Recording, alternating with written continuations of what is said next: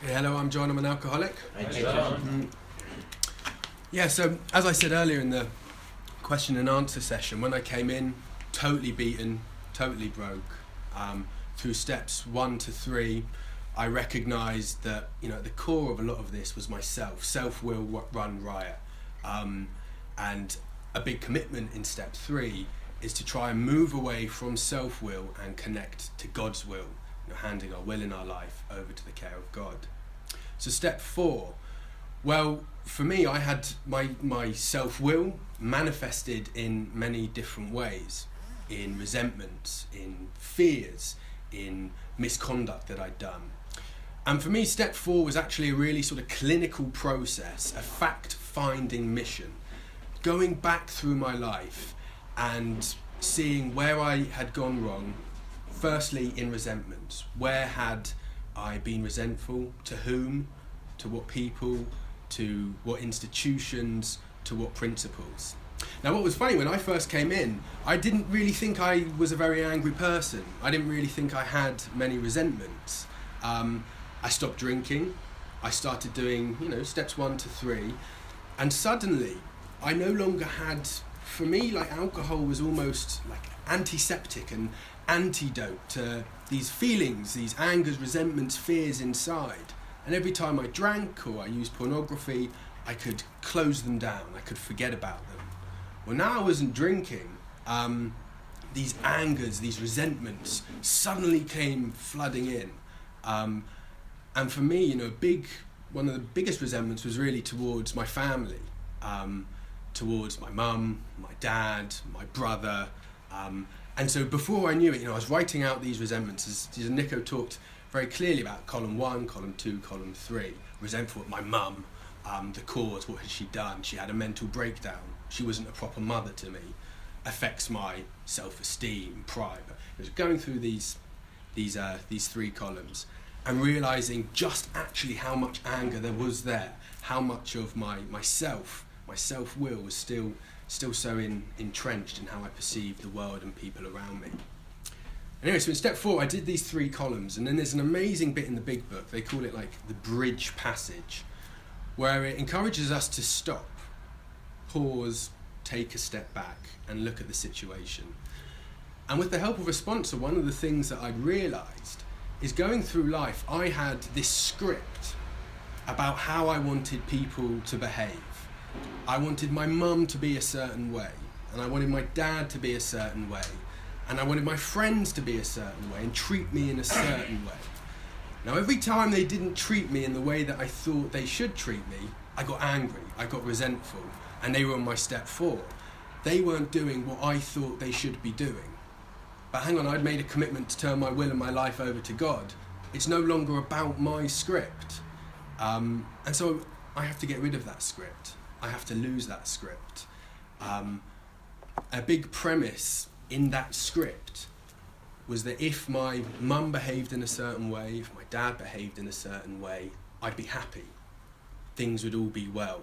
And when my mum or my dad didn't behave in the way that I thought they should, I was angry, I was resentful. So, an important part of this process is to give up the script, forget the script. I'm on God's will now. And the second thing, again, as Nico touched upon, is to recognise that just as I'm sick, I'm in AA, I had lots of problems, I'm unwell. Well, so too is everyone else. I mean, we're humans, right? We all have our problems, our insecurities, our difficulties. And everyone that was on my step 4 in that resentment, they too, perhaps, weren't spiritually well. And every time a resentment was digging in, I was expecting them to be a certain way and not allowing myself to recognise, well, they're human. They might also be suffering. Rather than being angry at them, which is like, anger's like, for me, is like a hot rock. I'm holding on to this hot rock, and all anger does is burn me. Instead of having that anger, pray for them, recognise that they too might be unwell, and turn that anger into love. And then going on to the 4th column, again, as Nico touched upon, for me, again, there was a big psychological shift there. I suddenly realised, going through this process, that my problem wasn't actually about my mum or how she behaved. I thought that was like, the problem was external to me. and it was being inflicted upon me. Whereas step 4, the fourth column on step 4, makes me look at my own part. Where had I been selfish, dishonest, fearful? Where had my mistakes lay? And in looking back in on myself and seeing where I had been involved in this resentment, I suddenly realised that I too had a part to play. And if I changed my behaviour, perhaps that resentment would disappear. And so having done the resentment, I didn't think I was angry. Suddenly I realised I was angry. And going through the process of doing these fourth columns, I came onto fear. Again, I never really thought I was that fearful when I was drinking. But without the crutch of drinking, the fear came flooding back. And I'm still fearful to this. Every now and then my fear will crop up. But again, the big book gives me a way of dealing with fear, really unrooting that fear. And for me, it's about writing down the fear, whatever it might be. I'm fearful that people won't like me. And then my experience of doing this part of the process was asking myself 5 times, well, why are you fearful? Why are you fearful? And really getting down to the causes and conditions, the root cause of that fear.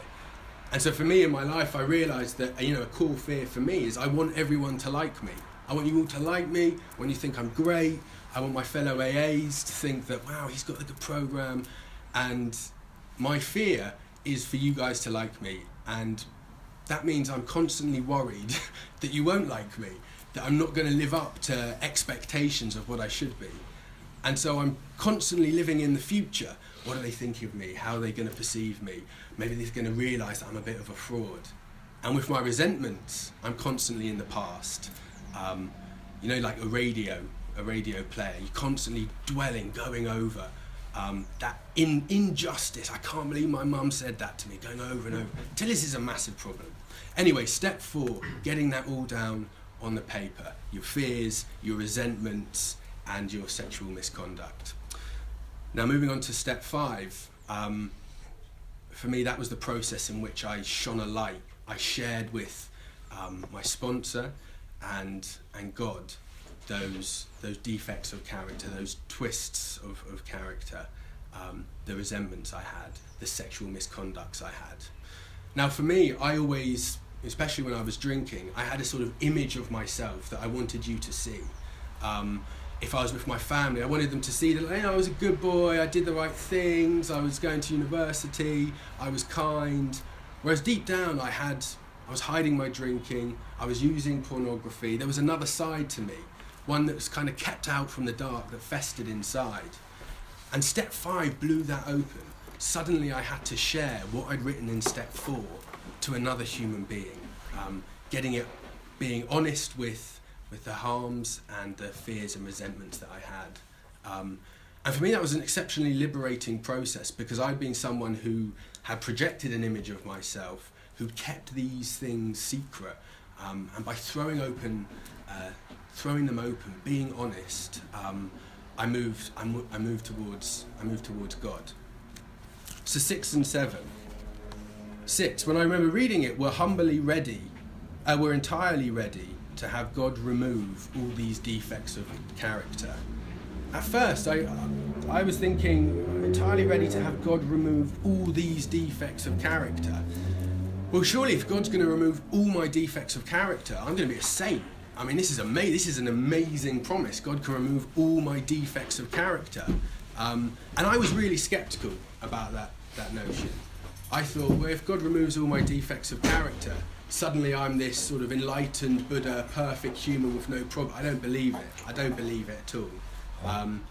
And for me at the time, I just had to recognise that God had removed my alcoholism, my drinking, my desire to drink.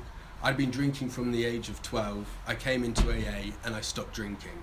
That wasn't because of me. That was something greater than me, that this process had allowed me to connect to. So I suspended disbelief and I was like, I'm ready for God to remove all these defects of character. And then step 7, humbly asked him to remove our shortcomings. And the prayer for that, I think, is so powerful. I just quickly read it. My Creator, I am now willing that you should have all of me, good and bad. Note now, not tomorrow, not in a few weeks, now. I'm ready now. I pray that you now remove from me every single defect of character which stands in the way of my usefulness to you and my fellows. That word usefulness, really, really important. We'll probably be talking more about it, particularly in step 12. Remember, my problems came from within. It was self-will run riot. I'm trying to connect to God. One thing about usefulness to God and my fellows, it takes me out of myself, connects me to God, makes me think about other people. Really, really important. Grant me strength as I go out from here to do your bidding. It's no longer self-will, it's God's will. And that's kind of completed step 7. So yeah, leave it there.